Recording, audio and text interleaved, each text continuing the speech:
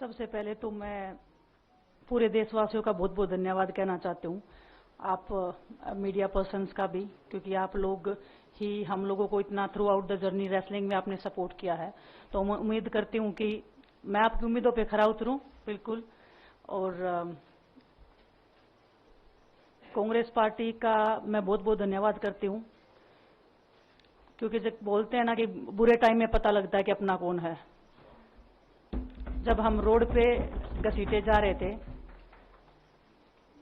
तो छोड़ के बीजेपी को देश में जितनी भी पार्टियां हैं वो हमारे साथ में थी, हमारे दर्द को समझ पा रही थी, हमारे आंसुओं को समझ पा रही थी।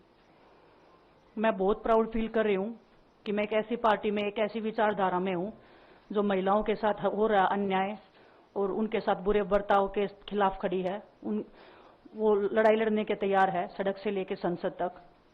और मैं विश्वास दिलाती हूं पूरे देशवासियों को कि जो मेहनत, जो लगन से हमने रेसलिंग में काम किया है, हम चाहते हैं कि देश के हर एक नागरिक को जो दर्द, जो तकलीफ हमने झेली है, खासकर महिलाओं के लिए, हर एक उस महिला के साथ में हम खड़े हैं जो अपने आप को लाचार, अपने आप को बेबस समझती है।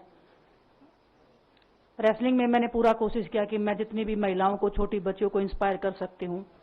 मैं चाहती तो मैं जंतर मंतर पे रेसलिंग छोड़ सकती थी, और सभी लोग भी मान रहे थे, पूरा देश इस चीज को विश्वास कर रहा था, क्योंकि बीजेपी आईटी सेल ने उस चीज को साबित करने की कोशिश की थी कि हम चले हुए कारतूस हैं, हम खत्म हो गए हैं, हम पॉलिटिक्स कर रहे हैं। उन्होंने बोला मैं नेशनल नहीं खेलना चाहती, मैंने नेशनल चैंपियनशिप खेला। उन्होंने बोला ये ट्रायल्स दे के नहीं जाना चाहते, मैंने ट्रायल्स भी दिया। उन्होंने बोला कि ओलंपिक्स लेवल तक नहीं जाना चाहते, मैं ओलंपिक्स में गई, मैं फाइनल्स में गई। अनफॉर्चुनेटली परमात्मा को कोई और चीज मंजूर होगी। एक चीज मुझे पता है कि जब मेहनत आप करते हो तो जरूरी नहीं कि आपको उसी दिशा में मिले, कई बार दूसरी चीजों में भी आपको वो फल मिल जाता है। और परमात्मा ने मुझे मेरे देश के लोगों की सेवा करने का जो मौका दिया है, वो मैं मानती हूँ कि उससे बड़ा पुण्य का काम कोई नहीं हो सकता है।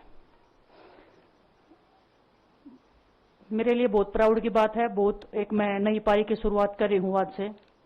मैं चाहती हूं कि जो हमने फेस किया एज ए खिलाड़ी होने के नाते, उन सब खिलाड़ियों को वो चीज ना फेस करनी पड़े। हम उनकी लड़ाई में साथ हैं। शायद उनको आज हिम्मत मिले कि जो पार्टियां पावर में रहती हैं शायद वो साथ में नहीं खड़ी हो, लेकिन उनके बहन भाई हैं जो उनके साथ में खड़े हैं। और हमें पता है स्पोर्ट्स में कितना गलत होता आया है, नहीं बोल पाते हैं खिलाड़ी। आप हमसे देख लो, बजरंग के ऊपर डोप का बैन लगा दिया 4 साल का, सिर्फ किसी लिए कि सिर्फ उन्होंने आवाज उठाई थी हमारे साथ बैठ के। तो उसका भुगतान हम कर रहे हैं, आज तक कर रहे हैं, लेकिन हम डरेंगे नहीं, पीछे नहीं हटेंगे। जो लड़ाई थी वो जारी है, खत्म नहीं हुई है। कोर्ट में हमारा केस चल रहा है, वो लड़ाई भी हम जीतेंगे, जिंदगी की जंग भी हम जीतेंगे। खेल में जैसे हमने कभी हार नहीं मानी है, तो हम इस नए प्लेटफॉर्म पे जो आ रहे हैं, देश की सेवा का भाव, और सिर्फ बोलने तक सीमित नहीं रहेगा ये। हम दिल से हमने खेल किया है और दिल से हम ये काम करेंगे, जी जान से मेहनत करेंगे, अपने लोगों के बीच में रहेंगे। जो भी हम अपने लोगों का भला कर सकते हैं, चाहे कितना ही % हमारे हाथ में होगा, वो हम करने की कोशिश करेंगे। और मैं अपनी बहनों को बताना चाहती हूँ कि आपकी बहन आपके साथ में है, किसी भी मुसीबत में, किसी भी पल, किसी भी क्षण आप ऐसे मत समझना कोई भी आपके साथ में नहीं है।